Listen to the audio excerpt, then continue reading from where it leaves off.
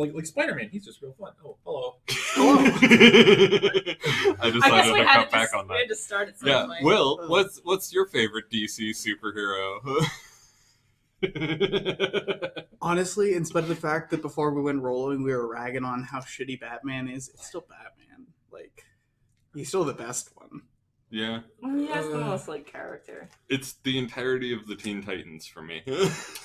Just put a bubble around that and count that as one superhero, and that's it for me. Teen Titans the original? If I could be that granular, though, I'd want to say Nightwing, because, Nightwing is if Batman chose to be Batman as a mostly well-balanced adult. Nightwing isn't okay, but Batman is significantly more lonerish and wild and unstable.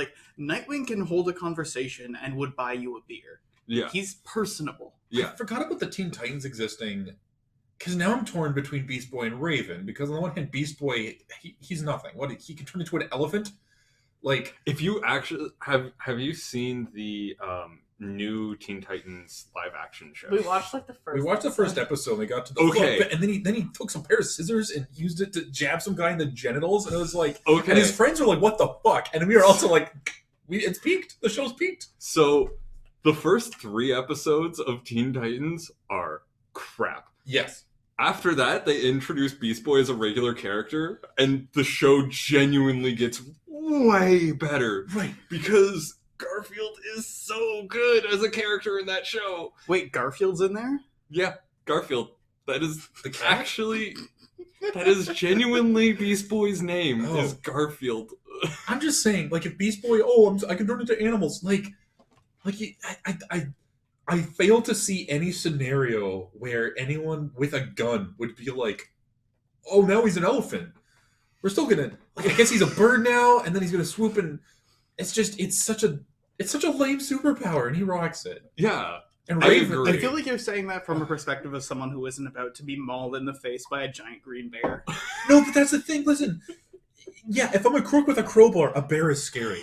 If I'm armed with anything more than that, it's I guess I have to shoot him more now. But what about a cockroach with wings? That is genuinely the best part of Beast Boy, is that he's really not that strong. No, that's what I'm saying. But on a team, he's fantastic. That's what I'm saying. He is the ultimate utility character. That's he what does I'm saying. everything. Yeah, that's what I'm saying. That's what makes him fun, is that he gets to use his powers in interesting ways. Beast Boy is a support. Yeah, Beast Boy is a support class. And Raven is also very fun because she just wants to read her goddamn book. And it's there's not a universe where I would believe that Raven would choose to be a superhero. I feel like she, at this point, if she were to quit, the other Titans would bug her until she would keep. And I'm basing all this on Teen Titans Go, because that's the only DC media I've consumed on a regular basis, working with children a lot.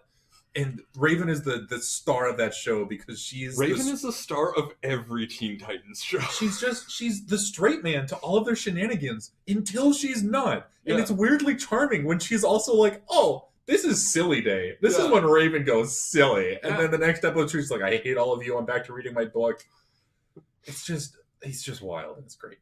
The original Teen Titans had an episode where she genuinely had all of her personalities coming out at once. Oh god. And it was fantastic. Okay, should we Yes. Okay. We should I'm gonna cut it on that, and Will can do his intros. All right. Well, welcome everybody. When last we met, you guys were responding to something that has recently come within your purview. After waking up, spending the night with the caravanners you met, and some of which you went drinking with last night, you found that there's a giant fucking earth elemental right in the middle of the crossroads, and you can't leave camp until it's gone. As it stands, you guys have gathered and prepared some degree of strategy for dealing with this thing. To give you guys a reminder of what's going down, it is at a 3-way crossroads. There is a melee unit that's taking the main sort of spike, and then there's 2 groups creeping through the forest to flank. What goes against Earth again? Air. Yeah, okay. It is air. That's not great for us, considering we don't have an elementalist. Well, we have absolution, but my lightning doesn't count, right? Lightning is specifically not air. It goes through the air. It's the air heated into plasma. Yeah. What is like not good against Earth? Lightning. Fists, I think would fare pretty bad. Oh yeah, but Like, I don't Fire. imagine that my fire axe... is not good against Earth. I don't imagine that my axe is going to do much good, which is why I grabbed the maul, because it's literally like a mining pick. Oh, Henny's trying to remember her Or mining hammer. her archonic elemental training, and she's coming up blank. There's something about Earth is solid, and like things that are chaotic are good against it, like air and water, maybe. Fire, No, fire. That's more of a cold. poison, What? Poison is just cold. chaotic water. Meanwhile, Vesta, the alchemist, is just like basically going. What do I have here? Bread? What is bread good? Listen, I know that using rock element in bread makes it taste grainy. I don't know. She Presumably, at this point, Vesta is just really frustrated because theoretically you can make elemental air bombs. They're just the most useless fucking things on the planet, except for this exact scenario. Yeah. So like she's taking like a piece of bread and like throws it at a rock. And it's like, Like, genuinely, the only thing you use air elemental I- magic for is like earth elementals, blowing out a candle without having to leave bed, and like closing a door behind you when you're slightly out of reach. I love the idea of like someone getting into bed, there's a candle across the room, and they just Now, Will, you're being very close-minded. Imagine perhaps a small, tiny bomb that you would place at a dinner table on a very important person's seat. So when they sit down, you get a nice blast of wind, and everyone goes, "Ooh, bodily function." or you put it underneath a girl with a flowy dress. Ooh. oh, Marilyn Monroe. It goes off, and she's like, "Oh," and like Oh, the man. dress goes everywhere. Vesta's a pervert. No, she called it down, so it Yeah, does the Marilyn Monroe. Does this Yeah. person know in advance? Yeah, and are they like down? Because I feel like it's 100% like the line between like, ooh, fun gimmick, and like, aha, don't try to get upskirts on me.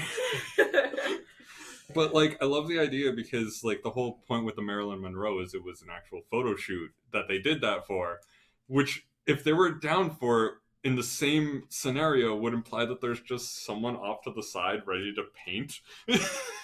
Well, now, and also, if it's not prepared and it's just a fun spur of the moment thing, you've thrown a bomb at somebody, and they go, "Oh Christ!" You and could have then put a rune on the ground. You could have put a rune on the ground. same thing where they're like, "Oh fuck, I'm gonna die," and then, "Oh no, this is pervert." Okay, Oh, just pervert. just a pervert. Just perv. Thanks, I guess.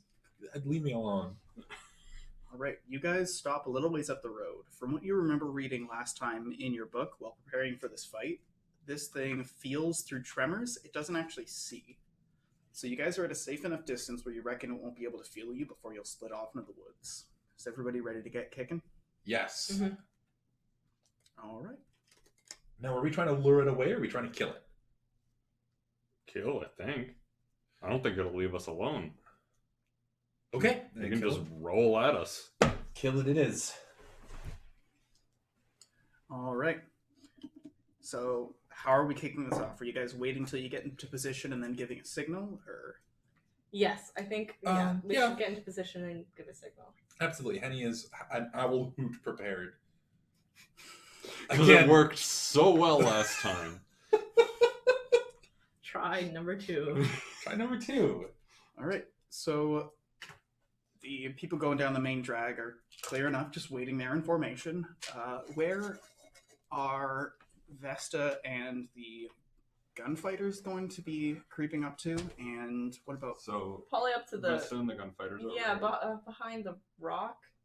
Which you guys would be this coming rock, from the this edge of the rock. map? Yeah. Just letting you know. Just like where on the edge of the map are you starting? Oh. Yeah, so like where around here? Maybe? Yeah, you see that rock that's right in front of us? Just behind. Oh, would you like this? Yeah, just like there. Just like there. Yeah. Yeah, that works. I just realized this book has a nice felt inlay, so I can Yeah. go. Ooh. Yeah, I was testing that for a dice roller.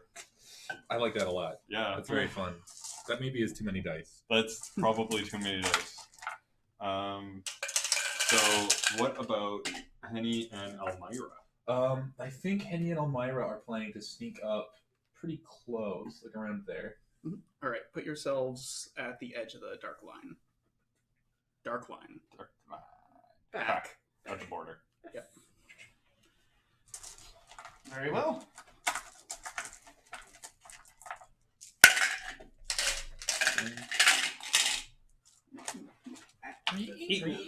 Here we go. We'll get it right Fine-tuning eventually. I don't know why I don't put my dice out. There's way too many. For the feel. For the good dice feel. The good dice sound. No, I don't think our audience was saying that I'm making good dice sounds right now. I don't think our audience is saying anything. Nope. Can confirm. We have an audience? Yeah. What? That you're implying a whole lot. I'm implying, well, yeah, I mean, one can dream. Yeah, that's Will and I. Alright, so we're starting this shindig. Yep. Who's kicking it off? Who's starting the charge?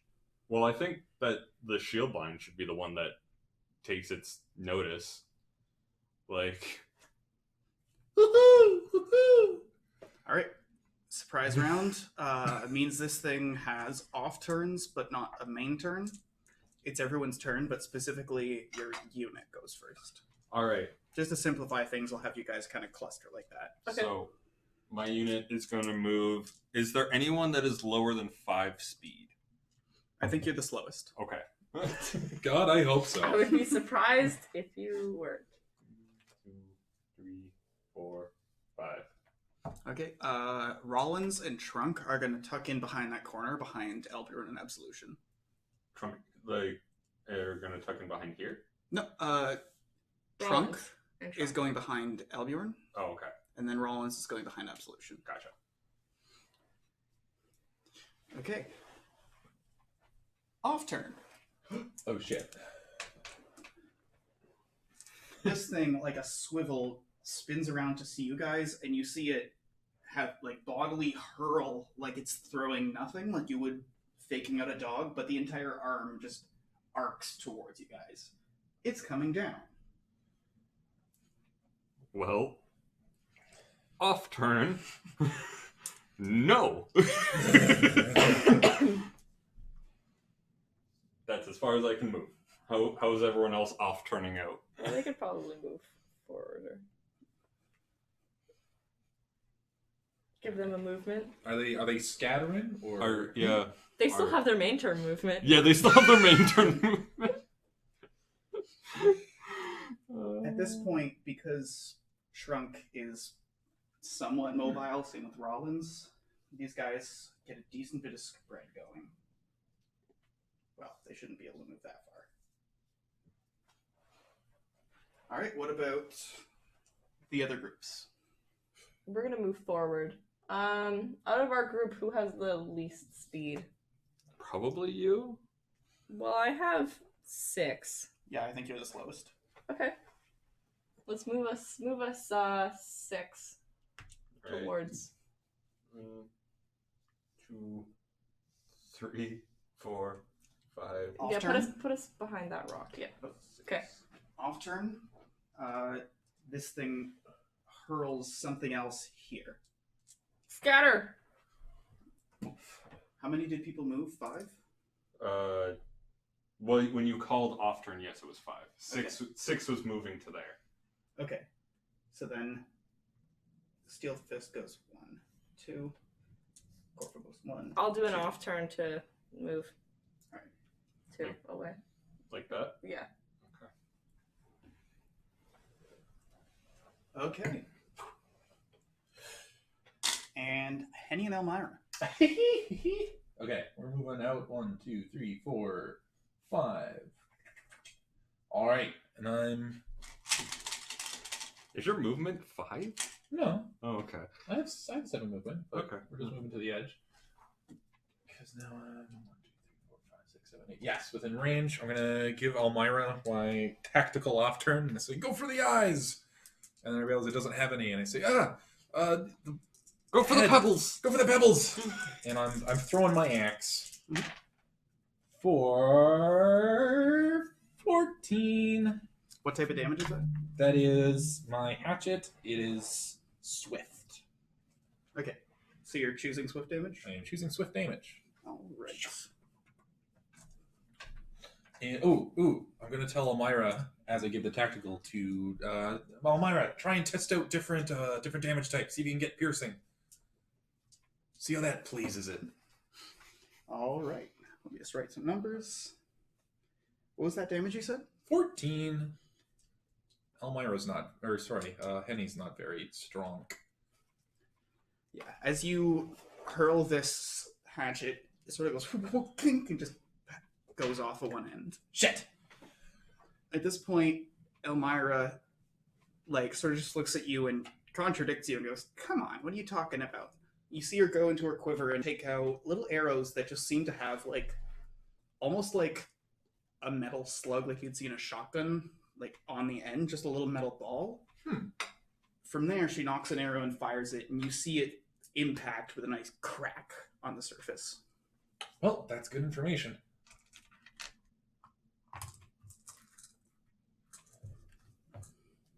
Likewise, Corvo seems to be setting up a shot. Steel Fist, from where he's standing, you see him sort of shadow box a little, and there's a sort of density as he builds up an air cushion, and as he kicks through it with a sound like a gunshot, there's a burst of air that brilliantly flashes as it annihilates on the creature. A couple of good hits in. I keep forgetting that Steel Fist is a caster. I just expect him to punch everything. But you can totally hit from a distance. He is both caster and bastard. Hey, Hey, that was shaky, but we got there. I got there. Can I take an off turn to follow suit with Elmira and throw my second hatchet with a heavy attack? Yep. Oh, great. So you do a two-hand kind of toss overhead. It's actually a 14 again. Take 10. Just saying, how do you throw it swift versus heavy? It's got to be in the technique of the throw. Well, yeah, swift is and heavy is when Thor does his just really charge it up and throw it. I think there's also a difference between hitting it with the blade and hitting it with the flat side of it. Very much so in this case. All right, what was that damage you rolled? 14 again. I'm pretty consistent. Okay, this one seems to make a lot sturdier of an impact here. Ooh, good thinking, Elmira.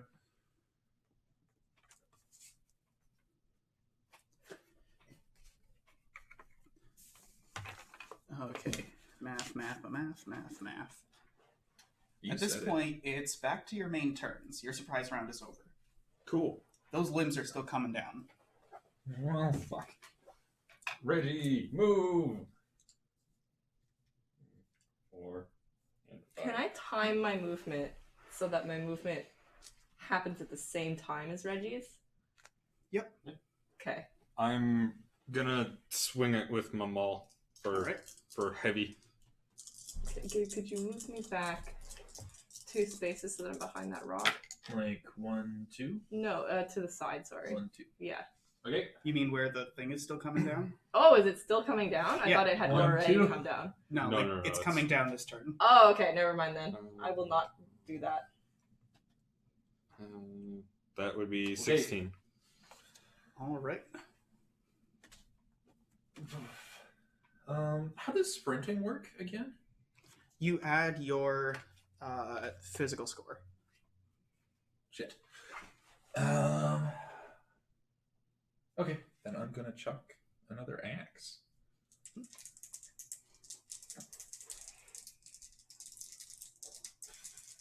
Shablam. That's a 15 this time. All Heavy right. again. Absolution moves forward to close rank with Reggie. Rollins moves in to fill that pocket. Eldorn and Trunk run around the corner to take advantage of the flanking situation.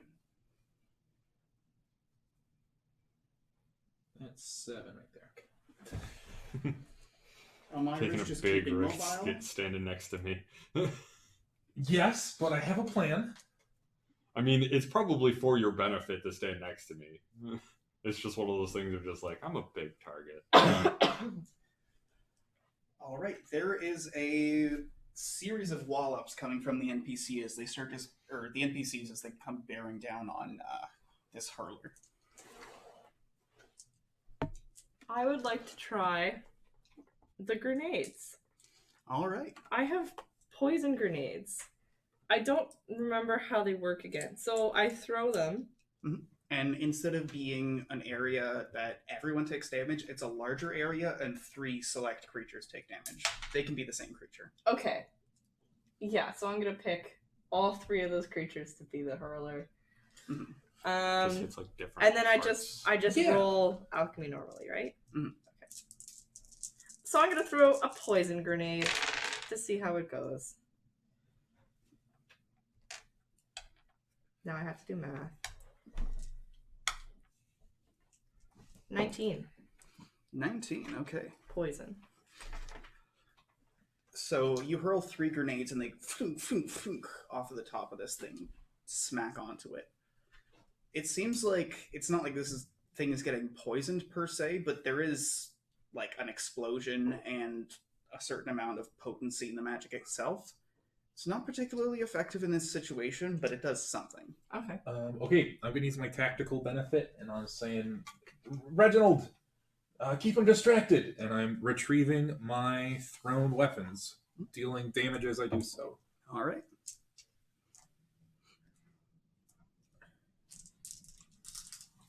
Oh, I'll keep them distracted, all right.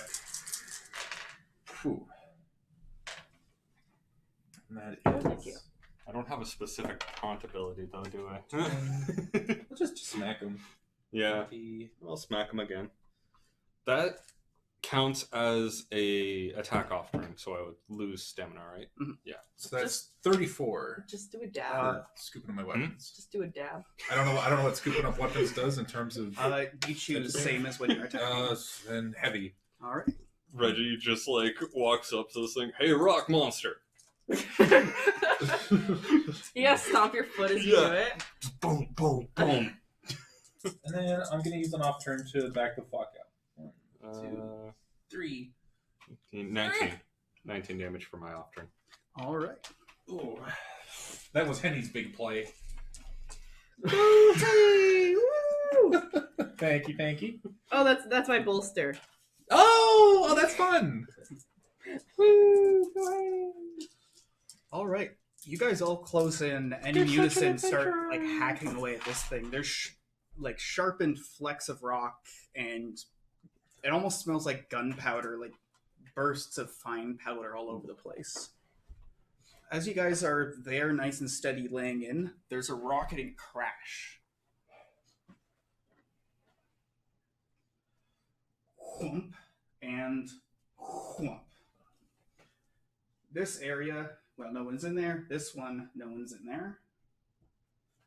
Shrapnel rockets all over the area here, but doesn't hit anyone. Shrapnel in this area hits Corvo and Vesta. Oh no! I'm gonna brace. All right. How do I do brace? What is that just? Brawn. So you just roll your brawn and add that to your threshold. Nice. Nice. Solid. Yeehaw. Not very much, but I think there should be a drawback that's like atypical, but for physical. Aphysical. Just call it good days and bad days. I like calling it fumble. Fumble's So fun. this is 28 damage. okay, yeah, I take it. Or Fumble would be what Sam had. it would be. All right. The hurlers start taking their turns.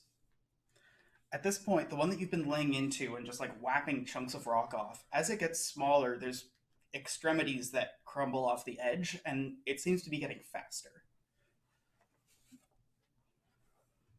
Oh no.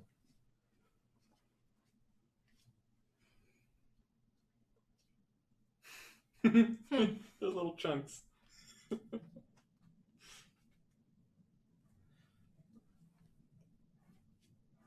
Ah! Not me, Henny. The cute one. You're wearing a mask. All Very right. cute mask. So first thing that happens is a weapon roll against Vesta. Nice. Brace. Nice. Ooh, can I use? It's a 6. I block it. No, okay, never mind. The next one is against Henny for 8. 8. You could probably dodge that shit. Yeah, my threshold just absorbs that. I kind of now that I Oh. have my hatchet again, I kind of deflect it with the. All right.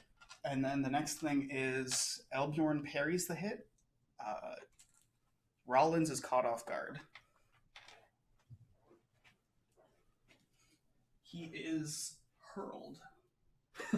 Oh shit! Oh man. Maybe that's why they call him a hurler. I thought it was because he drank a lot and didn't keep it down. After that initial swing at you and the throw, the hurlers start just wailing about in the nearby area, smacking anything they can. Can I use another off turn to back up? Yeah. 1, 2, 3. All right, as you back off, this thing goes whoomp right in your former position.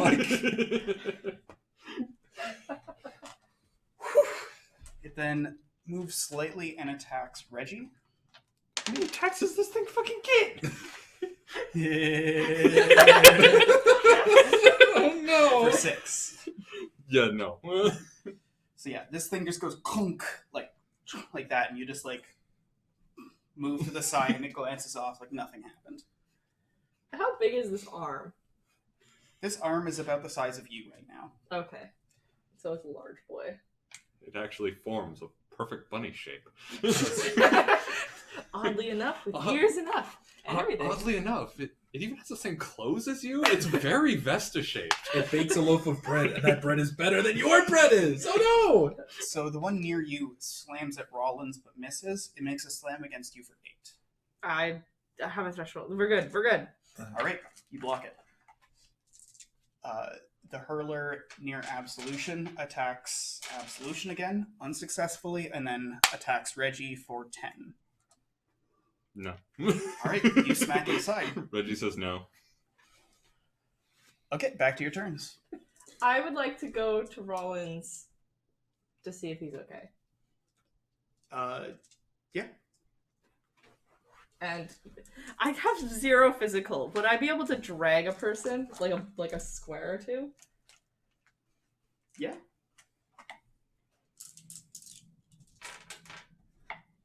Okay, I would like to drag him a square or two. I guess. What's his condition? I don't have any. No, like he sprung back up. He isn't Okay, he's dead. fine. Okay, Yeah. he's fine. Okay. He literally just got thrown a bit. Okay. Just ragdolls. I was worried because that was kind of a large throw, you know? Uh-huh. Yeah, Okay. he did go a couple of meters. That's a good long jump. Yeah. So okay, he's fine. I'll take another step or two back. Which direction? Towards us in IRL. Yeah. All right. Rollins moves here and then attacks this one, pushing it this way. Corvo takes a shot and cracks open this hurler. Oh, shit. Ooh. Oh, he did. Oh, he did. In that case, Reggie's gonna come over here and just bop that. All right, give me some damage. Steel Fist and Shrunk are doing the same. Elmira fires a shot at this one, and it's down. 17. 17. I use my tactical benefit and say, hit him again, Reggie! Stop telling me to hit things again. I like my stamina. Thank you very much. 6. Do it, Reggie. Do it. Fine, I'll do it. 7. Do it. Do it again. No, if I take an off turn, 1, 2, 3, like this, then we're flanking, eh? Yeah. What's bonus flanking damage? 2d6. Cool! So another 16 from Gabe's off turn. All right. And that is a 5, 10, 20. 20 heavy damage from ol' Henny as she sprints in and like smacks the little arm thing in the head as Reggie also hits it on the other side, like a clong. That's my big plan, you see. Yeah, as you guys are closing in, Absolution sort of just threatens in its direction, bashes it lightly a couple times to keep it focused. And as you guys close in simultaneously, you give it a quoomp, and there's a crack that goes through the whole thing, and it crumbles into dust. Nice. Go team. Whew, I kind of wipe my brow when I turn to see if Bea is watching. You see the three of them sort of just peeking out from, like, up the road. I give them a thumbs up. You get a thumbs up. You think it's from Tiffany, though. Well, let's see. To be fair, I kind of picture if Tiffany were to be like close enough to be interacting, she would be basically the equivalent of a cheerleader. Woo, go team. Yay! Go team! Yay! Doing so good. That's kind of what Vesta is. Well, if the cheerleader threw bombs at people regularly. Oh, that would be a good... if they could just throw concussion grenades at the football players. I think that would be good. Really, really great for those concussions. Yeah. Yeah. Would speed up the game. Oh, it would, yeah. Well, and it would also make the strategy, because like you can't run too close to the sidelines, because these cheerleaders, they got a mean arm, you know, they're gonna... If you're in the middle, you're safer, because... We can use similar, like, things to jazz up other sports, like baseball, go around, like the way that they have people hawking, like, hot dogs and stuff, go around just, like, selling small buckets of pebbles. Oh, that would be fun. Or you could plant, like, sort of... you know, like mines sort of along the pitch, so that as they're running, they have to like, oh, whoa, dodge that one. I think that could be fun. And they're all whoopee cushions. They're all whoopee cushions, and if the ump hears a fart, then you're out of the game. All right, with your weapons sort of, like, haphazardly thrown over your shoulders, you guys slowly saunter your way back to camp. Whew, well, I think that took care of that. Yeah. Easy peasy. Easy peasy. Yep. We do this sort of stuff all the time, eh? Hmm? Talking to Vesta. I'm talking to Vesta! Will? Will? He just needs to know what voice he has to put on, Will, right? the omnipotent god controlling Henny's world? Talking to Vesta. Jeez, get out of my life, arbiter of the rules. Go arbiter your ass, Dad. Get out of my room, Mom. I'm playing Minecraft. Yep. Yeah, this is going nowhere. I'm sorry. So, as you guys get back into camp, you see that Ethelwald, Bea, and Tiffany are all sort of around the edge of the wagons. They seem to be looking at ledgers and counting up coins. Bay is a good nickname for Bea. Is Bea's last name Wolf? It is not. Damn. You don't know what it is. Well, as they're going around doing that, I'm going to walk back and hand them the hammer and just be like, it's good condition. It still works. It does its thing. It definitely is a solid interior on that hammer. Tiffany sort of chuckles and goes, who'd have thought? Mining sledge, good for rocks. I guess Yep. it is its primary function. All I'm saying, I told you I found it by the side of the road. I can confirm it is still in solid condition. At that point, Bea sort of like looks at the like pickup in the back of her wagon and goes, speaking of good condition, hey Vesta, can we talk a second? Yes? All right. So Bea just sort of like nudges you over to behind the wagon. Okay.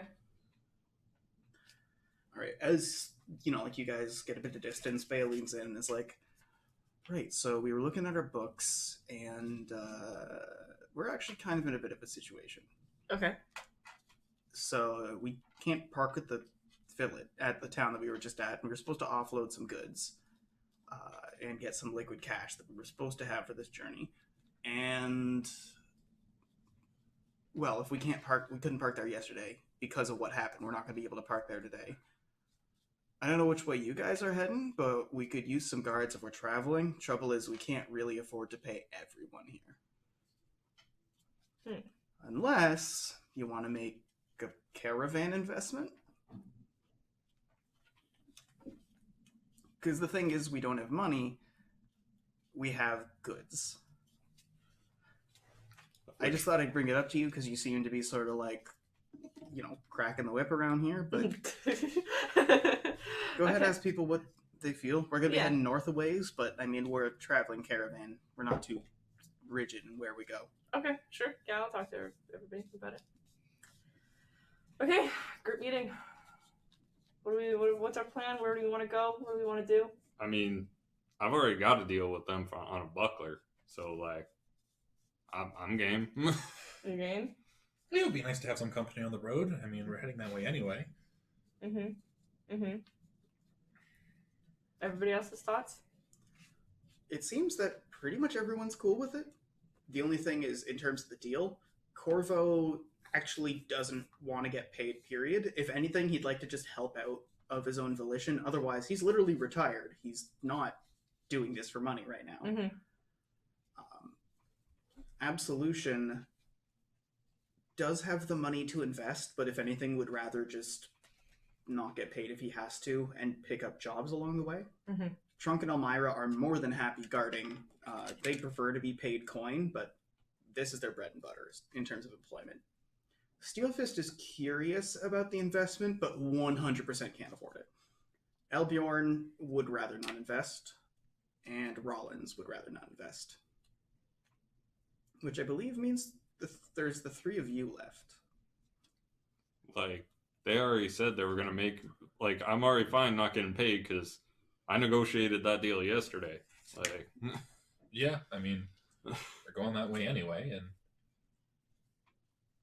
Yeah, I'm fine not getting paid. I mean, have enough to last. I mean, I would like to have, like, enough food for the trip. Like, how long is this going to take us? How many days is this going to take us? Well, we could stop somewhere and get food. Yeah, and pick up jobs and... That's not the issue. I mean, can I afford food for the trip? That is the major issue. Do you guys have in-game a map of the region and where you're going? I have... She 100% has a map of Hammerhold. Yeah, Hammerhold, yeah. Yeah. Hammerhold. But not our current region, probably. Want to go to the map section? If you guys don't have it, the caravanners do. What's the map section I'm loading up? Exactly where you are. Okay. What's the... I probably don't have this now. Oh, yeah, we're heading north. Yeah. We're heading from the red pin up to the city of Garrison at the top. Yeah, because we have never been here before, so I wouldn't have it. Yeah, that looks like 4 or 5 days travel. Maximum. That's literally all my food. Oh, well, I mean, I have... Like, I have 11 days of food, and I have to eat 2 supplies worth a day. Oh, well, kind of sounds like... Yeah, I've been noticing... I enjoyed being Salus because I could just buy a big meal when I had money. Being Reggie is the opposite. It's so the opposite. Yeah. I'm so strapped for cash because every deal is just like, yeah, you basically make like, you know, the cost of your supplies plus a little bit of pocket change. It's like, I'm not making that at all. I'm going to pick up some food because now looking at it, I only have 7 days. So yeah, I'll pick up some food too. I'm in the same boat. Hey, it's aren't we in the city? No, we would need to head to the city. Yeah, we need to travel into the city. You guys are outside of town, and the town you were outside of is the one where you were like at a deadlock going through the market. Okay, yeah, like I have a couple days still. I don't need to do it right now, but next place we go to, I'll pick up some food. Yeah, I mean, I would like to pick up some food before we head out, but it'll last. Hopefully we have a last. All right, then. It's your call. As long as you guys are going the right direction and the caravanners are briefed and good to go, then it's at your call. How much, how many of us are they willing to pay? Are they able to pay, I should say? They're able to pay for exactly 4 guards. 4 guards, okay. And how many of us... Like, Trunk and Elmira would prefer money, so that's 2. Yes, Trunk and Elmira, I think, should get paid. Reggie, I think. Or Reggie, nope, I've already negotiated a deal where I won't get paid. Right. And I should have enough gold to get us to Hammerhold. Okay. I just Needed to make everyone aware that it is actually very difficult having the hulking trait. If you guys invested, then you're not getting paid, which means the people... Well, you are getting paid just in a very alternative sense. The people who would want to get paid or otherwise be eligible are Elbjorn, Elmira, Trunk, Steelfist, and Rollins. Okay. Well, yeah, I'm down to be altruistic, and I think that Elbjorn, because there's 5 of them and only 4 are getting paid, eh? Yeah. Well, we can have it. I think... Well, they could decide amongst themselves who's going to get paid. Yeah. Yeah. Well, It does kind of become like a... see what you can negotiate from it. Like, Elbjorn might be able to get something out of this, like new weaponry, a new weapon itself. Yeah. Like, he might be able to get something out of this. Steelfist, I don't imagine he'd be able to get much out of it, or anything like that. Like, okay, yeah. Well, Well, we'll give that the option to the 5 of them. That 4 of them could get paid, and they can decide amongst themselves. I think. yeah. I guess we'll take them off to the side. Let's have a look at that. Okay, so they can hire 4 of us, and it's the 5 of you that are kind of vying for that position. What are all of your thoughts? Well, let's just have them talk amongst themselves. I don't think we need to be there. Kind of goes to Steelfist and is just like, that tailor, they offered to make me quite the suit. I imagine they could make you something equally nice. Like that jacket. That jacket is nice. It could fit. But it could be nicer. It could be. It's true, I could have a cape. Yeah. Ooh. Capes are very good. Reggie's like showing off his cape. Capes are very in this year. I could go and get like some colorful stuff. Ooh, I could get like one of those cowls or something. Maybe I should get shoes. As someone wearing a cowl, cowls are very in season. You guys don't notice, Vesta, you do notice all this fashion talk. Edelwald in the corner is pretending not to eavesdrop, but is like visibly sickened by some of these decisions.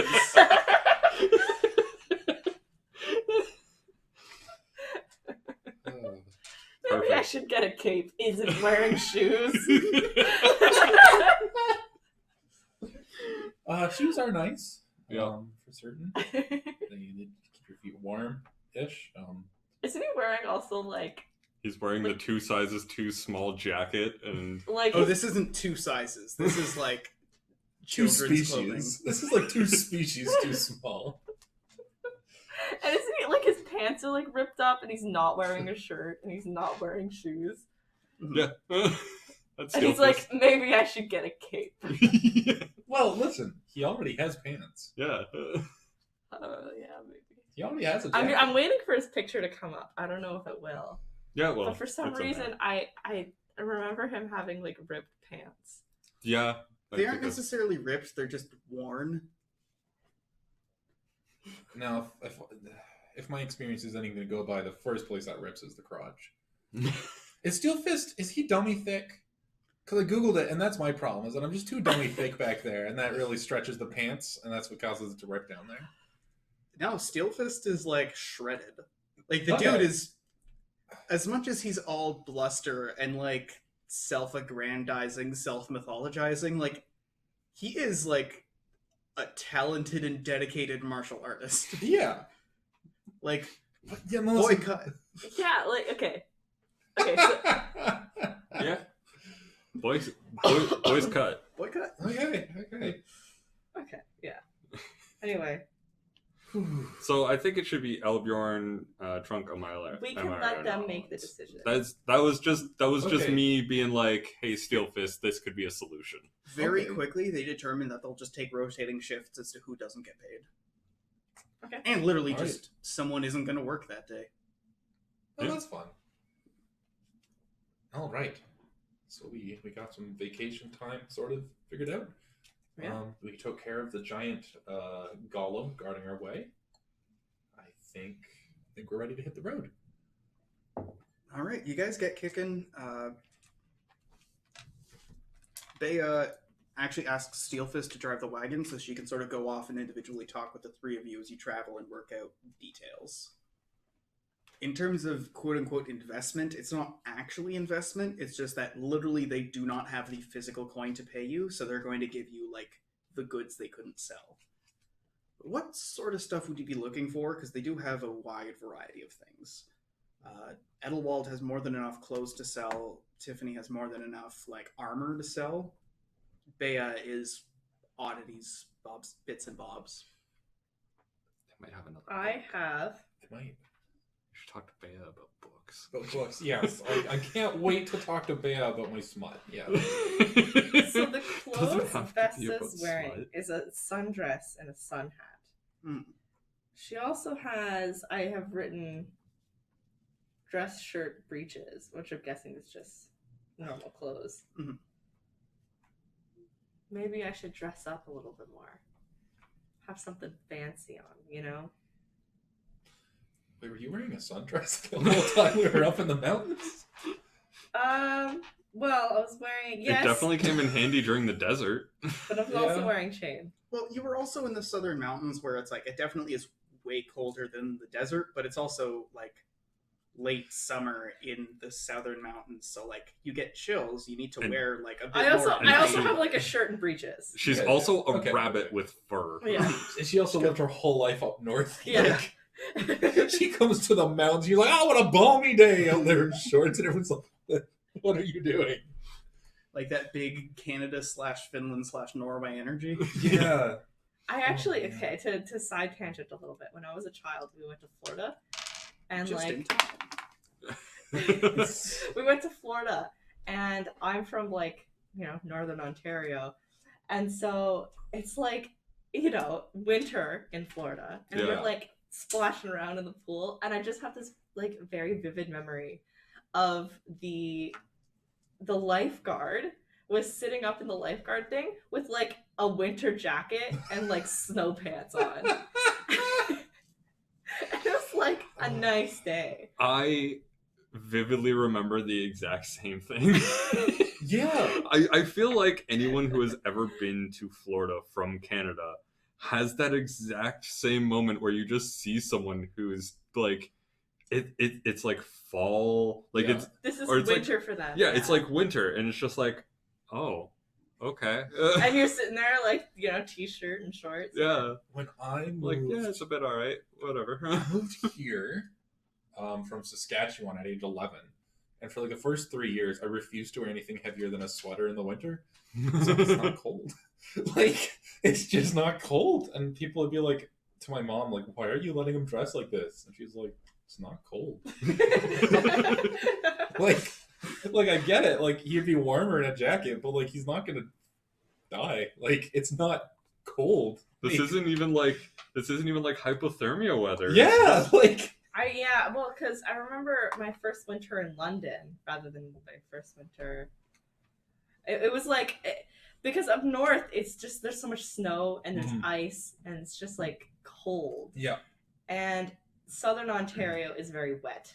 very wet. Yeah. Yeah, like in northern Ontario, the physical snow gets everywhere. In Mhm. London, the cold just gets through everything. Yeah. That is not even that bad. In Niagara Falls, since you have the mist from the falls, Oh God, rhyme. it's a sheet of ice everywhere. Ugh.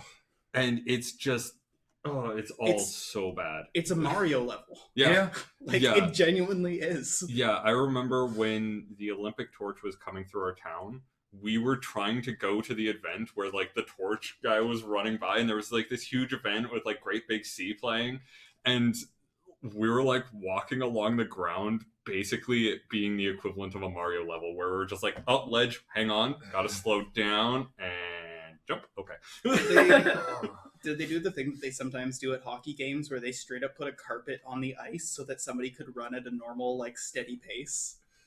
Because it was down by the falls, which was the dumbest idea. Yeah. Well, I mean, if people I are love- coming out to Niagara Falls to see an event, they're like, we want to see the falls. And so, no, please. I love that, like, Niagara Falls, a towering, picturesque waterfall that, like, is just the image of falling into your death. Every winter is coated in ice that makes it extremely slippery and makes you liable to fall to your death. Yeah, the one time I went, well, I shouldn't say the only time, but one of the few times I've gone up to like the actual falls, I went to a tourist booth and I was like, hey, where do you guys rent the barrels? And They answered. they were just confused. And now that my roommate, That is a rather serious thing in Niagara Falls. People going over as a means to commit suicide. Oh, no. It's a very serious thing. It's like people don't jump off bridges or buildings. Yeah, shit. No, they go over the falls. Well, anyway, now my roommate like works in Niagara Falls in one of those tourist places. He's like, if you like, I want to punch you now. That you did this to some poor Yeah. retail employee. So I've atoned. We've all made our mistakes. All right. Well, it is currently, now that you've killed some time with that fight, the early morning. You guys ready to get kicking? Absolutely. Ready to get kicking. All right. Who is at the fore? I am. Vesta rides ahead of the group. So what is Vesta hoping to get out of this investment? Fancy clothes? Another cute dress. That's fair. Yeah, No, that works. it's like that scene in the Guardians of the Galaxy when they're like, "Oh, you're gonna get like a cute hat with the money," but it's in the inverse, where she's like, "Oh, you're gonna get like a cool spaceship or like a cool gun," or it's like, "No, I want a fancy hat." Fancy hat. All right. You guys start making your way outside of town. Well, you were already outside of town, but further away down the road, up into the Screw this mountains. town. We don't need it. Let's blow this popsicle stand. Hey, Bea. What? You Nothing. hear from, like, the other side of the caravan. Nothing. You Okay. guys make some solid distance, most of the way to the intersection there.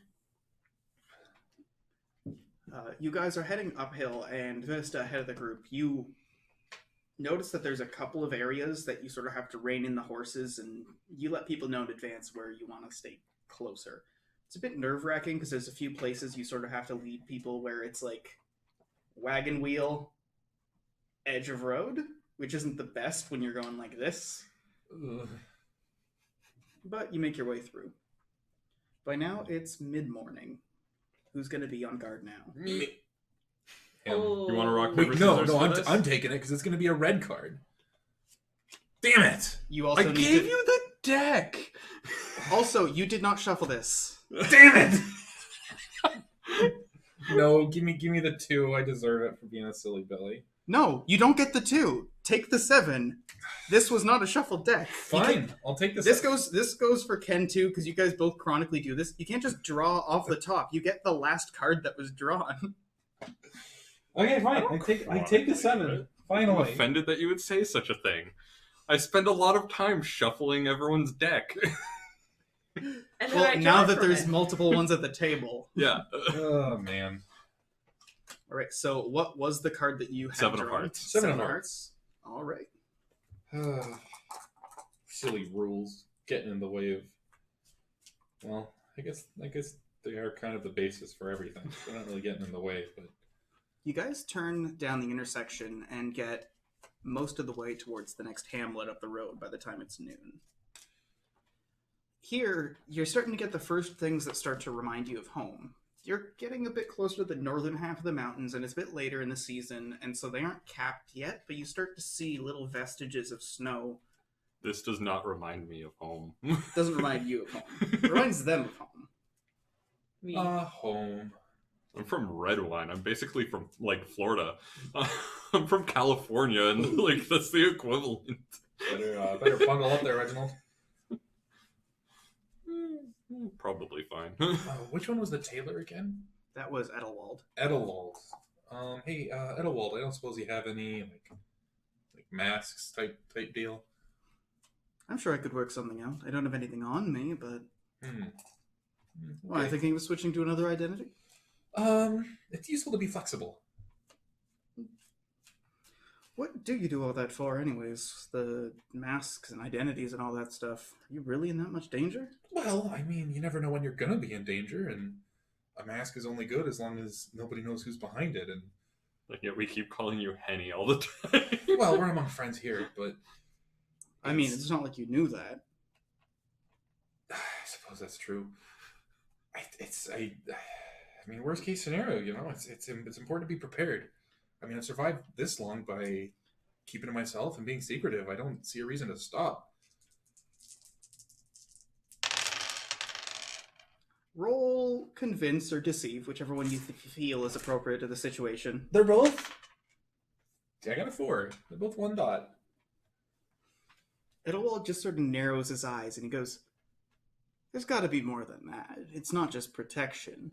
I mean, is it like a fun thing, like a dress-up thing?" No, I mean, it's actually really uncomfortable in here. I don't like it at all. But You don't like the masks? It's not that. What if something happens? What if one of them finds me? You know, and I don't have a way to escape. What's the mask gonna help you with? I can find a new mask, a new identity. I mean, you could. People could track you by the masks. Well, and that's why I need so many. Oh, I suppose so. We'll give it a rest. All right. Who's ahead of the group as you guys travel through noon? 9 of hearts. 9 of hearts. Hey. Gotta heal the stamina damage that Gabe caused me. You don't have to listen to me. When I say something, It was peer pressure. you don't have to. You were going, and Chelsea was going, and Reggie just really felt like he had to swing. Listen, I had a very cinematic moment in my brain. I was both smacking at the same time, and if you could have wrote that if you wanted to. It's fine. I don't even care. I don't even care. It's my tactical advice. You don't need to take it if you don't want it. Yeah, it is definitely sort of a Henny-splaining situation where the one thing that Reginald knows is military tactics. I don't mean to hensplain this to you, but You should hit him again. Hit him again. Yes, I do understand that to defeat the Hit him enemy. again. Okay.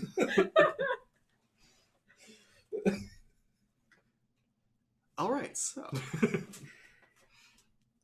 what the hell was I doing? I don't know. Okay, it's pretty much right around lunchtime when you guys make your way through a hamlet. There's a number of people actually they're not stalls per se, like a market, but as you make your way down the road, like at the edge of each farm, at the edge of the drive, there's like little stalls that have been set up by the farmers themselves around the harvest time.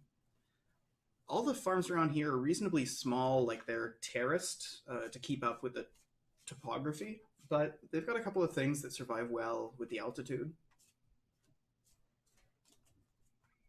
Picking up any food? Yes. Yes. How much? Sorry, it's 5 copper, right? Per day, yeah. Okay. Yeah, so it's a silver for me. Yeah, I'm gonna buy some food.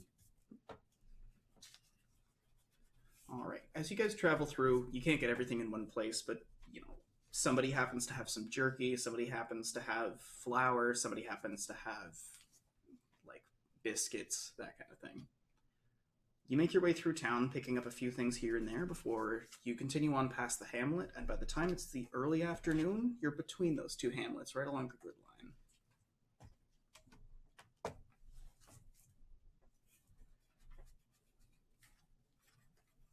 There we go. All right. It's past noon and the sun's starting to descend on the other side. Who's taking the 4? Elmira. Elmira. As one of the paid guards, Elmira rides ahead to keep an eye out. You That's guys- true. We have to remember. We used Elmira today, so we can't use Elmira tomorrow. Unless Or we it's- could, because it's Yeah, like it's- a 4-day rotation. Yeah. Oh man. All right, you guys make a bit more distance. You're keeping a nice steady chug as you go through the day. You make it past that next hamlet where you have another chance to buy things, but you've stocked up. Yeah, pretty much right around there. It's now the late afternoon.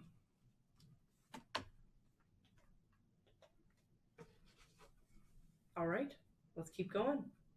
Okay, who's going to be at the head of the group now? Me! I've been shuffling this deck the whole time. I'm so proud of you. So proud of you, Gabriel. It's your own curse. I Oh. swear, it's you shuffling the deck. King of Spades. I don't need your greed. The only card you need is the King of Spades.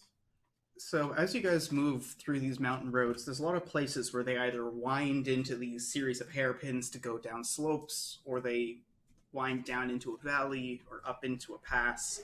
There's a lot of sharp upward and downward slopes as well. By the time it's around supper time, all of your mounts are getting tired, and you're most of the way, but not at the next hamlet. You're roughly at the grid line, when almost the full way down one of the slopes, odds or evens? Odds. Always odds. It's long ones. Roll them. Oh, long odds? Cool. Doing this. Yes! What did I get? A 2 and a 5. And 2 and a 5. Okay, so 1 odd, 1 even. Okay.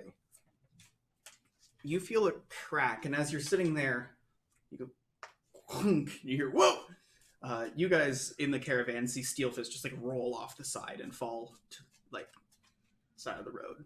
He sort of gets up and goes, "Wheels broke." Oh, well. Damn it. I turn to the caravan owners and I say, I don't suppose any of you happen to have wheels in stock? At the same time, all of them look at each other and go, "No." Okay, well. And then in unison, all of them start laughing. Like, "We're caravanners, of course we do. Come on, let's take a look at this." All right. Reggie feels bad for Steelfist falling off, so he offers to act as a jack for the... Ooh, you got me good. Yeah, luckily, the combined strength of Reggie and Trunk is easily enough to make sure that this is properly lifted and the wheel placed back on. It takes some time and it's refitted, but you guys are already around camp time anyways. Okay. Oof.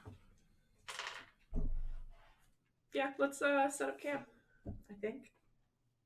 Have some supper, do some routines, go to sleep, Yeah. have a good night, Yeah, Reggie hasn't tell done some his routine stories, ask Elmira and Trunk about some apple peels, or orange peels. Orange slices? Orange Slices. Sam wasn't cruel enough to just hand out peels. Who has the highest science skill? I have 3 dots and 6 mental. I have 4 dots and 10 No, I don't. I have 5 dots and What? 12 mental. You're holding out. We can have intellectual discussions. So what do you think about this whole gravity theory? Sounds pretty Vested wild. just explains the entire universe to you. All right. So, Henny, you're aware of some of the local geography. Thoughts are that this entire area is a big blast site or something. You've noticed it the whole time you've been up in these mountains, the Ring Mountains. There's almost like this fabric going outwards from Patcham on the inside. Here, everything seems to sort of upheave and overlie itself. You guys make camp tucked against sort of a rock wall, and from there, there's a blustering wind that starts to pick up, but it just grazes over top of you guys and falls further down the mountainside. Hey, Bea, have you ever noticed how this whole place is kind of shaped like a dish? Oh, yeah. Yeah, the theory is that it's some sort of blast that kind of created all these mountains. Must have been a pretty big one to upturn all the rock like that, eh? What do you think it was? I don't Bombs know. or something? My guess is it's something sort of magical in nature. I can't think of a mortal force that would be able to terraform Earth like that, but... I don't know, maybe it's some, like, apocalypse stuff. Ooh, I like that theory. And I pull on my notebook and I write down. Apocalypse stuff? No, I Question write down Bea equals cute and pretending to be writing about apocalypse stuff. Reggie just wandered off and started his ritual of prayer.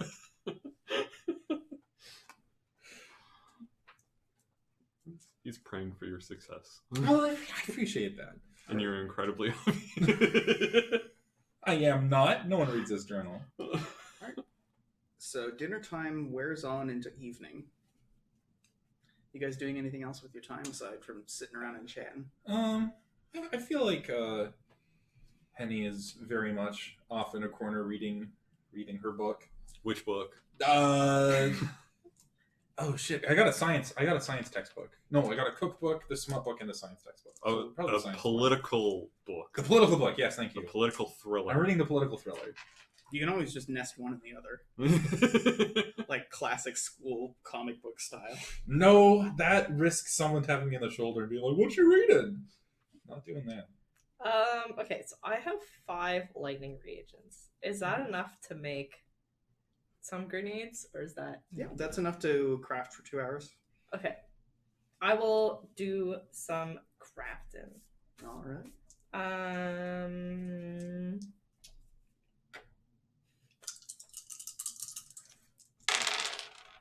Oof. That's a lot of 3s. And a 1. 13. How does this work again? I forget every single time, and every single time I ask you. All right, time to go to the rules. Basically, it's a copper value, and you add whatever like supplies you put in, or not supplies, like reagents. So you put in 5 copper reagents, so plus 5, and then that final result is basically the value that you've produced. So what was it? 13? 13 is what I rolled. Okay. If I go here to the Bloodwine.fandom.com, where you can find the rules to our game. Which is handy for us because we don't remember them, even though Will's the one that wrote them, and a lot of us had a hand because in I've them. written them like 5 times through playtesting. Yeah. This is not my game anymore. My baby boy, he's growing up. Yeah, the number of times we've abused crafting. Well, it's nice, too, that this isn't really my game anymore and people have had enough of a mark, because if it was fully something I'd done, I would hate it, because you hate the things you make. Mhm. Because other people have had a mark, it means I can actually look at the game and be like, oh, not bad. It's so true. You're not just sitting there, like, grumbling about your own, like, potential shortfalls. Yeah, like, I mean, my dad recorded some music and was like, Gabe, play the drums with us. And I was like, okay, any song that is recorded with me on the drums, I'm like, this is the worst song I've ever written. And there's one song, I'm like, I'm looking through other stuff he's recorded. I'm like, oh, when I'm not in there, it sounds amazing. As soon as I'm in there, it all goes to shit. I wonder why that is. So you use the lightning reagents. There's a decent bit of residue left in your equipment, but you only managed to get 1 bomb out of it. Okay. As you guys are all sitting there going about your various things, you're presumably by the fire because you need to heat up your materials, as is Tiffany, who's been working through the evening as you guys are set up. Seems like she's making a decent bit of progress on the buckler. The vague shape is there, kind of like a turtley, rough, hammered out like dome, like a bowl with a bit of a flare. Still got some work to go. Reggie is watching with complete fascination by the fire. He likes seeing it create shape. Hey, not to pile the work on you, but do you have any experience making hatchets? Tiffany's just sitting there, sort of like between the big whap, whap, and the little with the peened hammers. It takes brief moments and goes, sorry, what was that? Hatchets. Are you ever made a hatchet before? I mean, not my go-to, but I could make one easy. Okay. Noted down. All right. You guys sort of just settle down near the end of the night. By the time it's the early night, who's going to be keeping watch? I will. 3 of hearts. Okay. It's a nice quiet night, and the chill hasn't set in quite yet. While things are quiet, you just sort of like take off the hat and the coat, and you let the cold air sort of get you nice and level temperature-wise. It's pleasant. The late night, who's keeping watch? So who's working today? I guess I should ask who's not working today. Today, Eldiorn isn't working. Okay, Steel Fist then. All right.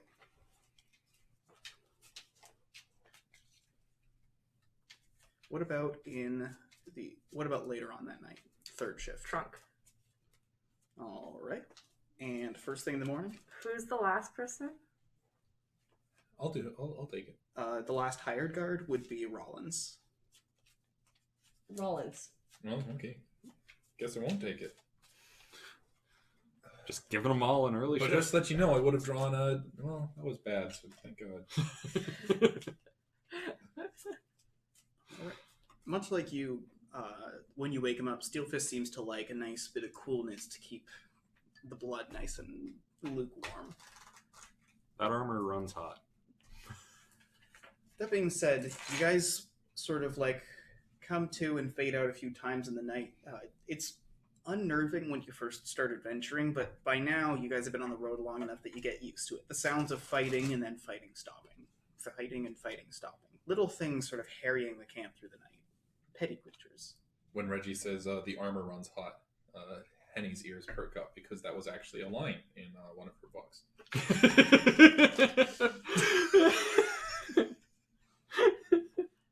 I wonder which one. Probably the political thriller. It could be. Right. The crack of dawn comes, much like yesterday morning. There's just sort of a grumble, desperately trying to get coffee in her face. Everyone else is slowly packing things up, making sure things are tied down. Henny actually has a cup of coffee waiting for Bea when she gets up. Bea sort of just like grabs it and is,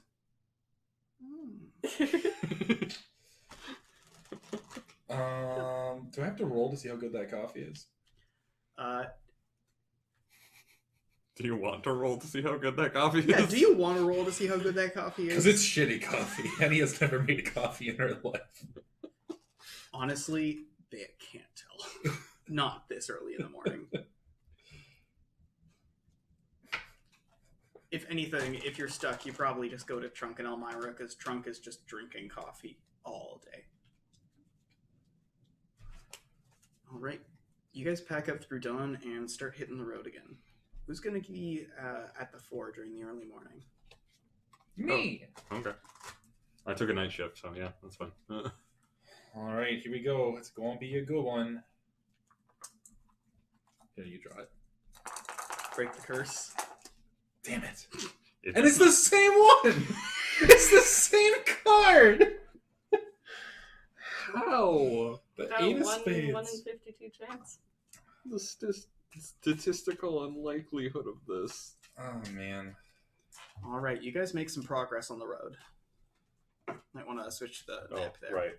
That is a thing that I have I think to it's do. the shuffling that you've cursed. Yeah. Maybe. I blame you for teaching me how to shuffle.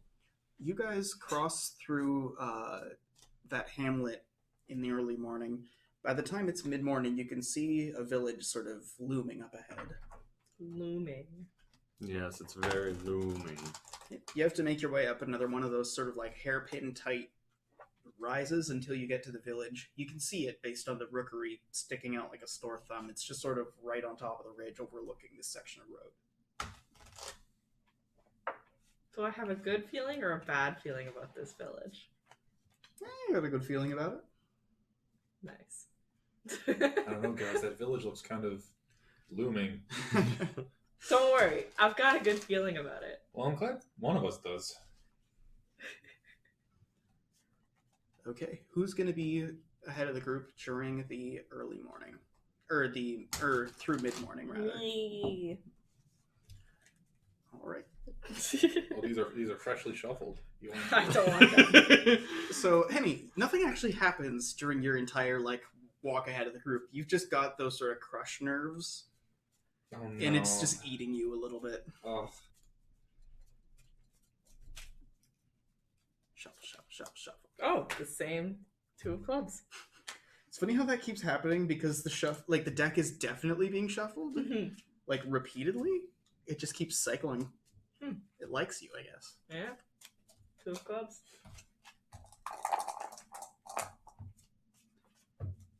You guys make it all the way up to the village, but just barely. You get there right at the start of noon as people are filtering out of work. This village has a marketplace proper, and it seems like the caravanners are willing to plonk down here a bit.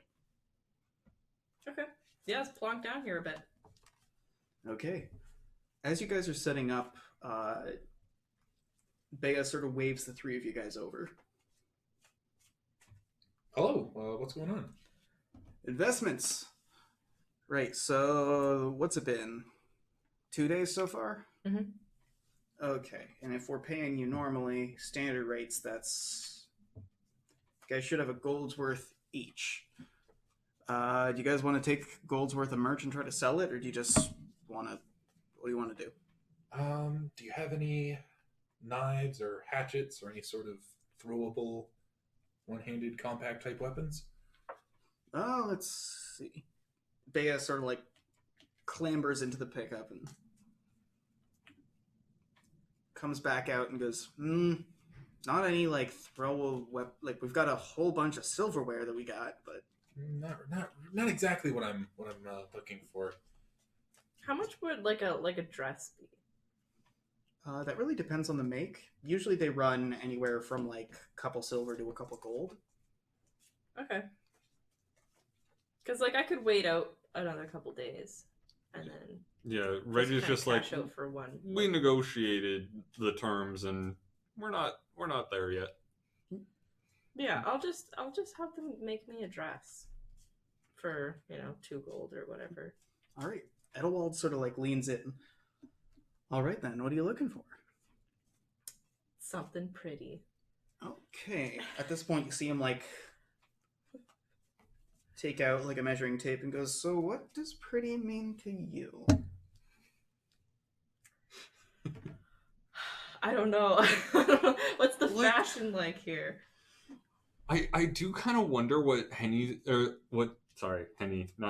Vesta, what your fashion sense is sort of like whether you would be like, I've never seen spring, so like really floral dresses are just like, oh yeah. Probably. Like, Well, the other limitation is, aren't all of these like over armor dresses too? They're not like flowy happy sundresses. They're like designed to cover up the fact that you're wearing chain. Oh, Yeah. I always thought you'd put the chain over top of it. Like that's the look.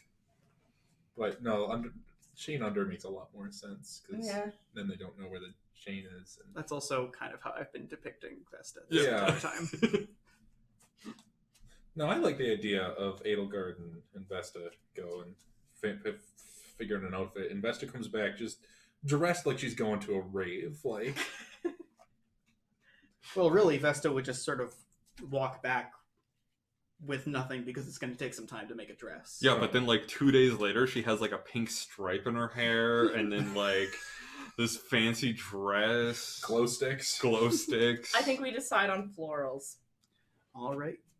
He asks you questions about things like sleeve poofiness, length, like neck cut, like pleated versus non-pleated skirts, whether or not you want to have something cinch around the side or the back or front or anything like that, whether you want to incorporate a corset. Goes through all kinds of details regarding this. That being said, it's going to be a while till this is ready, so you have some time to renegotiate if need be. Yeah. Okay. Reggie's gonna wander off and he's gonna go to a rookery. All right.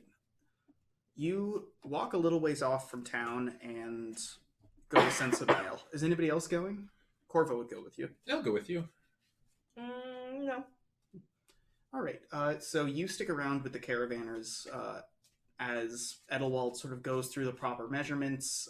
He sits there making sure everything's the right length, going into detail about things. Mm-hmm. Henny, Reggie, and Corvo all toddle up towards the rookery. It's on top of a smaller sort of...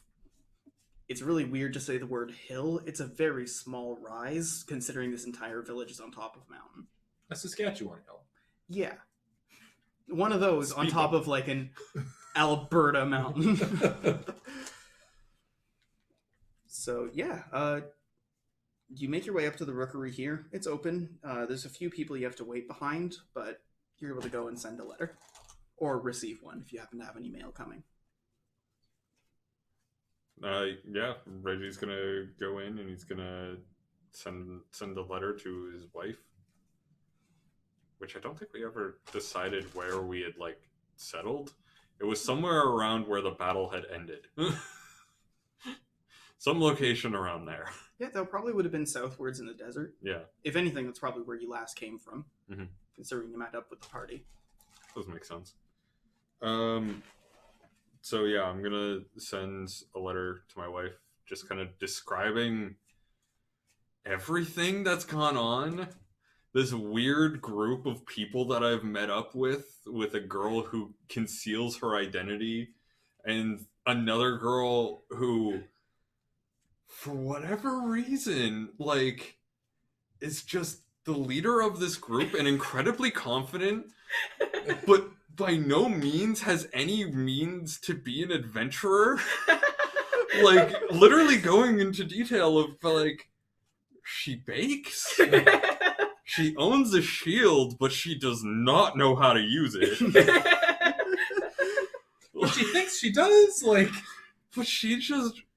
The shield is, like, used to the same degree that, like, people use claymores, just, like, front towards enemy. Yeah. Yes. Pointy end goes another man. There's this person who's absolutely insane and just...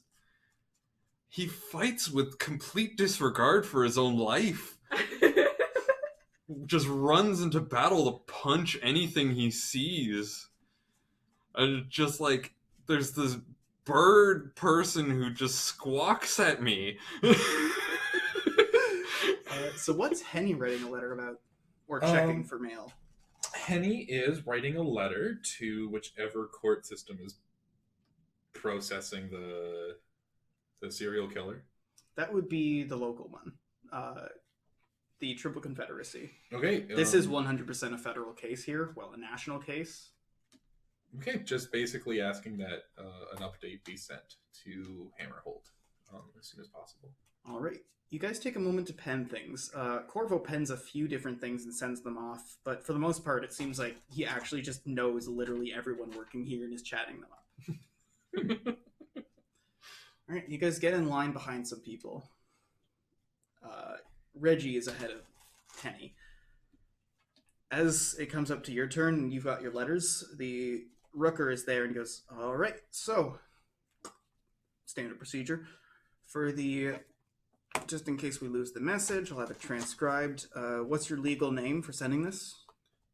At this, Reggie just kind of looks back at Henny and then just leans in towards the guy and whispers his name. So, Henny, you see the Rooker, like, clearly try to stifle a laugh while it's 100% like a, this is just a person's name, not appropriate to laugh, not appropriate to laugh. What do I have to roll to lean in and try and read lips, or? Actually, no. Reggie made a bad move. He leaned in spite of the fact that you're a Volpe right behind it. You just hear it. However, for the sake of Vesta, I'm going to pull you off camera for a little. Oh, okay. Yeah. Vesta doesn't hear it. I love this joke. Will and I have been sitting on this joke for ages now. Like, it's literally one of the things why Reggie gets so pissed off at you. We're calling him Reggie? Yeah. So, like, literally when we were creating the character, Will and I threw around this name of, like, the reason why he's, like, has such a fancy ass fake name is, well, because the name is got some connotations. What does Henny do? Well, luckily Henny's wearing a mask, so she gets to grin and smirk as much as she likes without anyone being able to see her. And she does. She's like... Whew, it's almost enough to distract her from the fact that she's probably going to have to give her a legal name. Yeah. As Reggie toddles off, you're faced with the exact same situation. There's a clerk with a ledger going, all right, legal name? The owl? Legal name. The owl. On what legal basis are you called the Owl? Is there a... Oh, I was a ranger up in, what was the town's name? And that was the name I registered under. No, I mean, like, you know, your legal name. Like, if you have an alias that you are legally allowed to be using for legal purposes, I can take that, but I need to know why and how.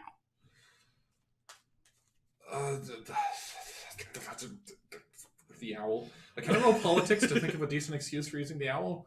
Go for it. Fuck! That's a 10. 10. You are a bounty hunter, and this is your name for bounty hunting bookkeeping reasons.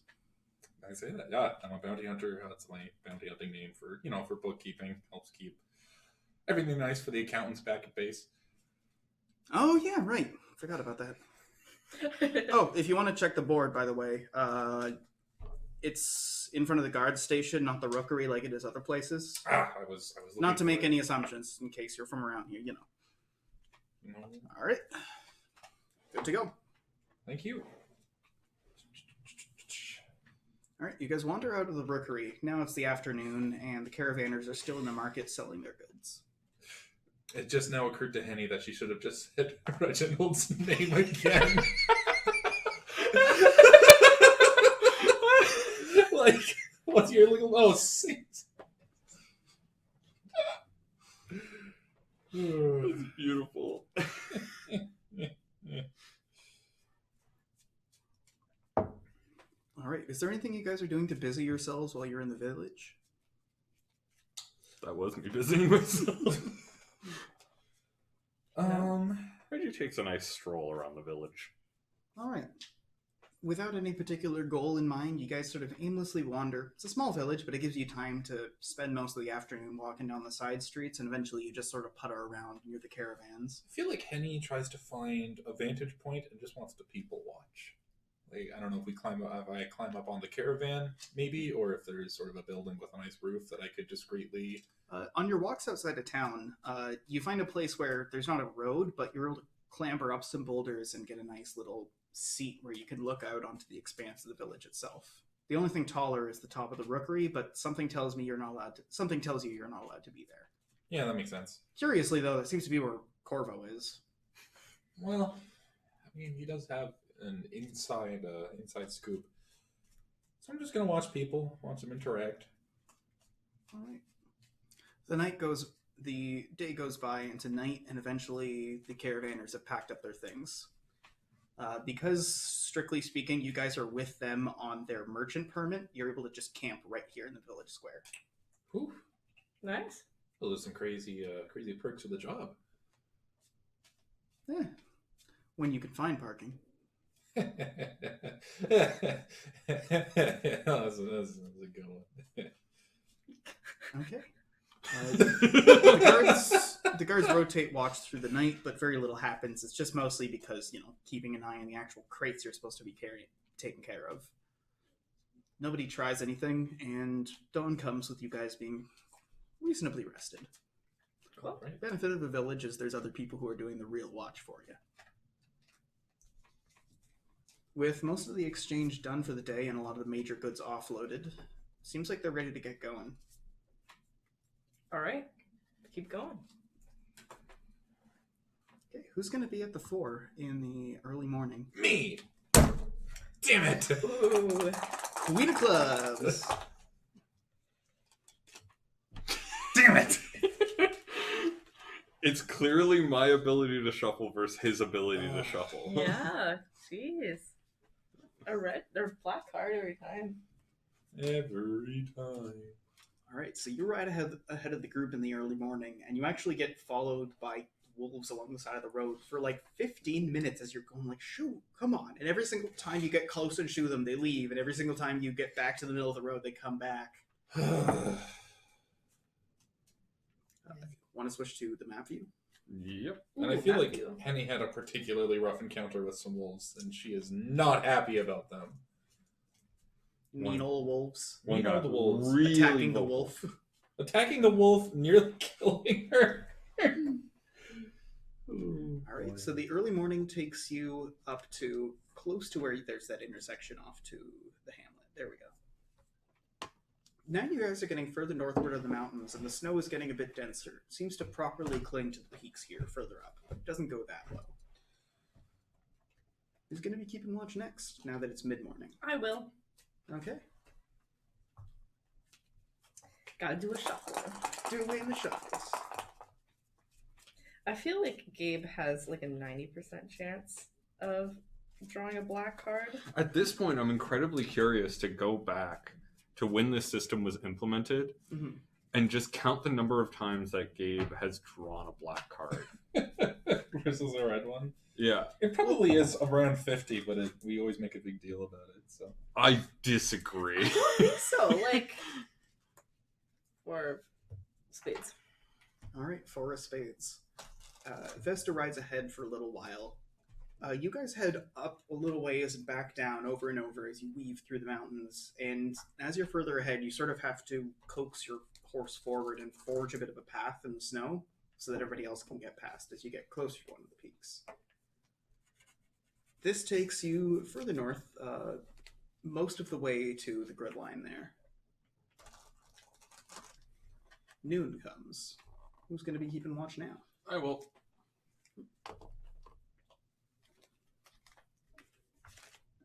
Darn it. What'd you get? King of clubs. King of clubs. sure, why don't you shuffle it for me? You guys don't make a lot of forward progress, only making it up to the grid line. Ahead of the group, you're harried by wolves, but since you're on wagon back and not on horseback, you don't quite have the reach to get them away, so there's a few times where you have to get a bit of Steelfist's help sort of harrying them off the edge. Well, off the edge of the road, rather. Who's going to be keeping watch in the early afternoon? Me, again, because Chelsea shuffled the cards and it's going to be a good one. There it is! Queen of Diamonds! Queen of Diamonds! No. Clearly she just needs to teach you how to shuffle again. You head to the top of the rise, and for a brief moment you take a nice, good breather. You look around, and there's snow-peaked mountains, but in the distance you can see the road weave through valleys where there's rivers and creeks sort of winding their way through. You get a sort of nostalgic memory of hunting trips around home. For too long, you head back down off the edge of that ridge and continue on the road. You make solid progress here, past the hamlet there. By now it's the late afternoon, and you guys are getting... Or no, it was only noon there, right? Because we took 3. Yeah, no, it's early afternoon. Yeah. All right. Early afternoon. Who's keeping watch? Who's working today? Who's not working? Who's not working? Elmira isn't working. Trunk. Okay. Trunk rides ahead of the group. Luckily, here in the mountains, he's got the perspective that he doesn't mind being out on his own.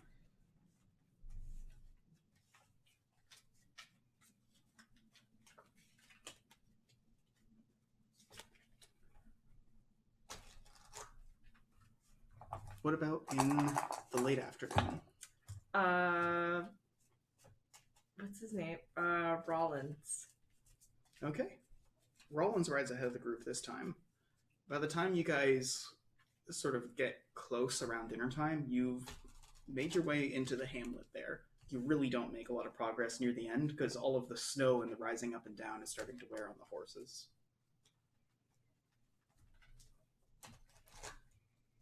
Here it seems like this hamlet's full of, for the most part, miners.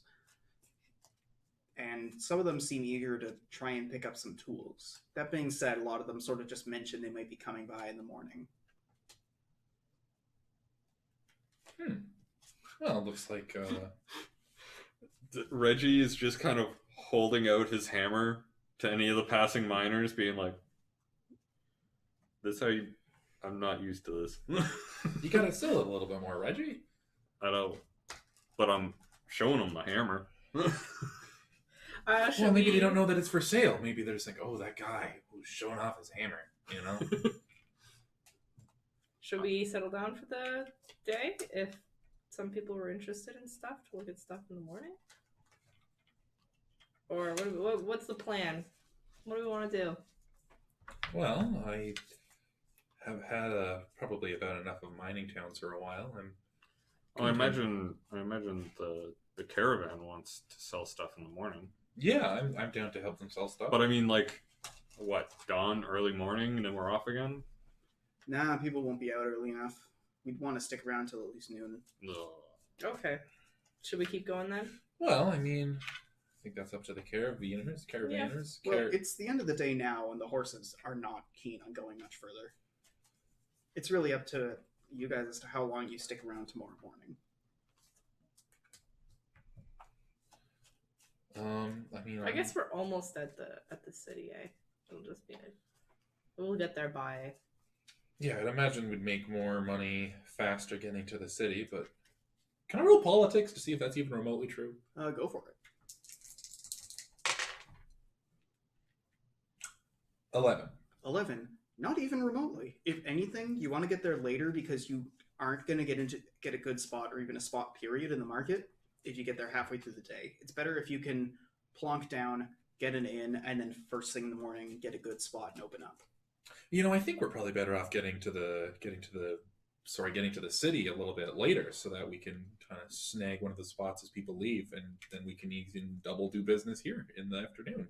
And I look at Bea like, It gives you a nod like, yeah, good call. That's right. I know Okay, my shit. let's do that. Let's settle down for the night then. You guys got a couple hours to kill from dinner through to evening before it's time for people to take watch. I'm gonna make grenades. I'm gonna read. There's no rookery here, right? This one is serviced by a nearby rookery. There isn't one like in town. Nah. Reggie will do his prayer as usual. All right. You guys settle in for a quiet evening of reading, the rhythmic bubbling of an alembic, and of course the rhythmic silence of in and out breathing and prayer. The hired guards that you guys have, in this case, Elmira taking time off, they stick around through the night, making sure nobody goes off on any of the crates. Dawn comes, and you guys have a couple of hours to kill again. I'm gonna do some more. Reggie's gonna talk to Bea, just kind of be like, hand her them all, and it's just like, if this sells through the day, you get a cut. But I thought you already sold this to us, didn't you? I guess it did. It's like, I've just been holding on to it, so, I mean, here. A couple of the local smiths seem eager enough to buy some of the metal bars that are on the caravan. For the most part, nobody has much business for buying anything fancy, but there are people definitely coming in to get things patched up, pieces of armor hammered back into place, clothes stitched back together. A few tools are sold. But it isn't too long. Actually, it's only partway through the morning when the hammer gets sold off to a miner in need of a replacement. By the time noon comes, there have been some good sales made here. Not exactly crazy money, but people who needed stuff got them and paid a decent price for them. Who's going to be keeping watch at noon as you guys kick off? I will. Queen of Hearts. Queen of Hearts. Queen o' Hearts. Clearly, you didn't like game shuffle for you. Yeah. This is my deck. The Loki deck is mine. All right. It's slow progress for that little bit of noon when you're keeping watch as you guys make your way over another hill and back down. You're delayed a little bit, but you have a nice bit of time as you stop by the rookery a ways up the road to send presumably another letter. No, I'm checking to see if I've gotten anything back. Nothing. So it isn't too long, and you've got nothing back, but you sort of fill yourself with a bit of confidence going, oh, it's only been a couple days.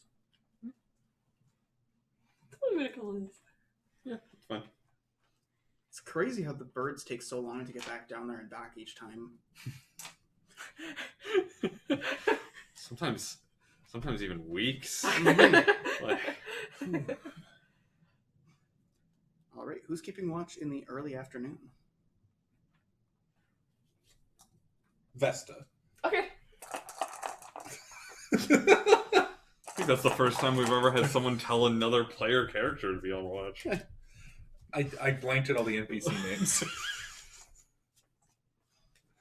The only thought is Bea.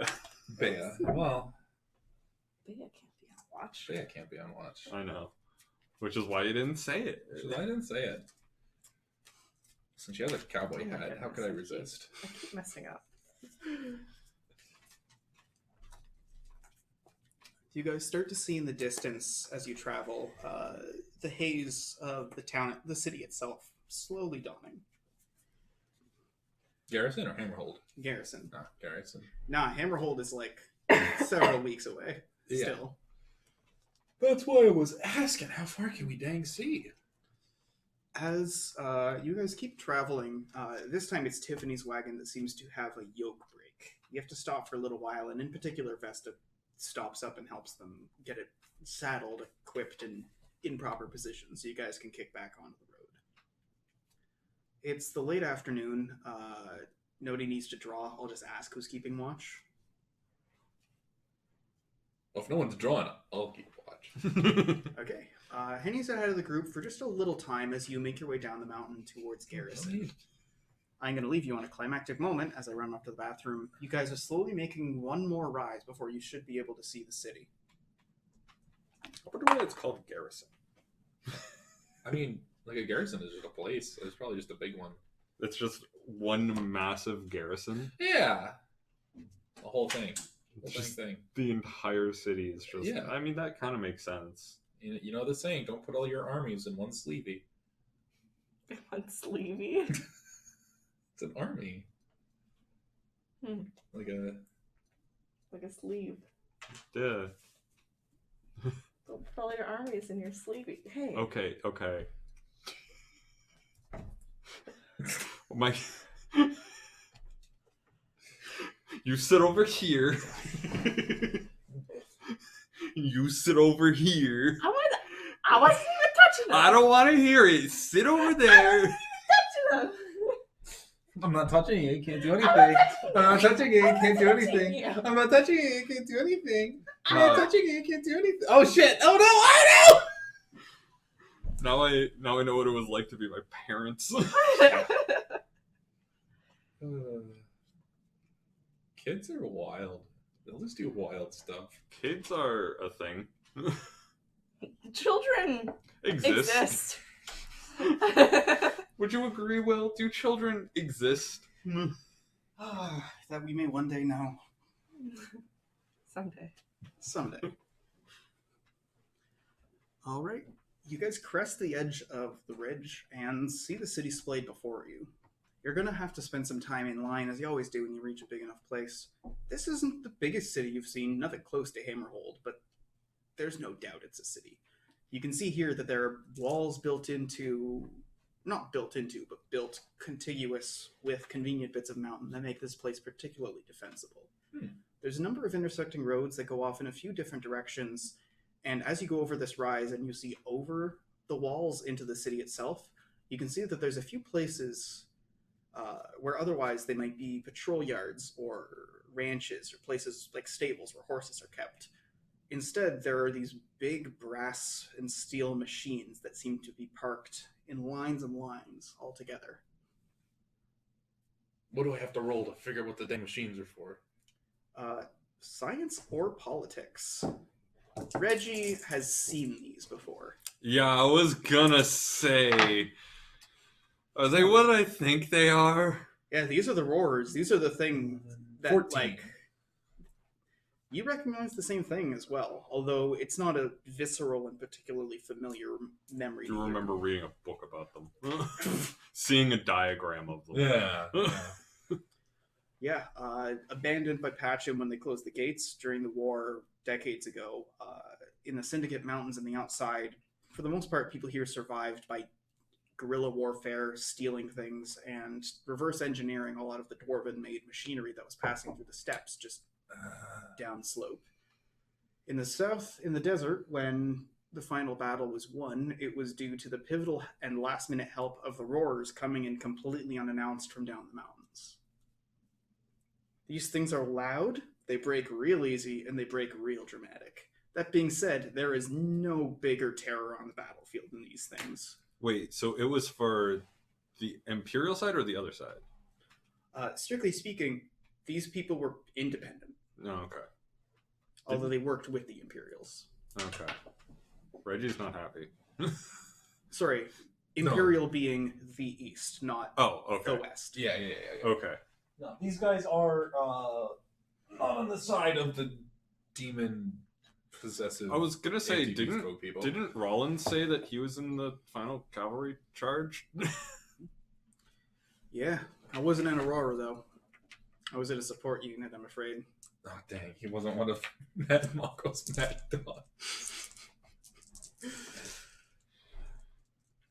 Well, you guys... Wait, was Mad Mongrel in that push? Yeah, he was in the Well, defending city. Yeah, he was in the town. Yeah, he was in the town. He wasn't. I mean, he wasn't in the what would they call it? The roarer push. Would Mad Mongrel still be alive right now? Somewhere. I think we've discussed this. Mad Rongo's still alive, He's right? still alive, but I mean, lifespan wise, yes. Reckless behavior wise, it's entirely possible he's dead. I like to just think that Mongrel is somehow, like, if anything, doesn't even have a lot of scars by pure coincidence, and should be dead, like, drenched in them, if not, like... He's trying to get a several second pieces. book published. Exactly. No, he It's went a off- lengthy battle to the author that owns the life rights to his book that Steelfist is currently reading.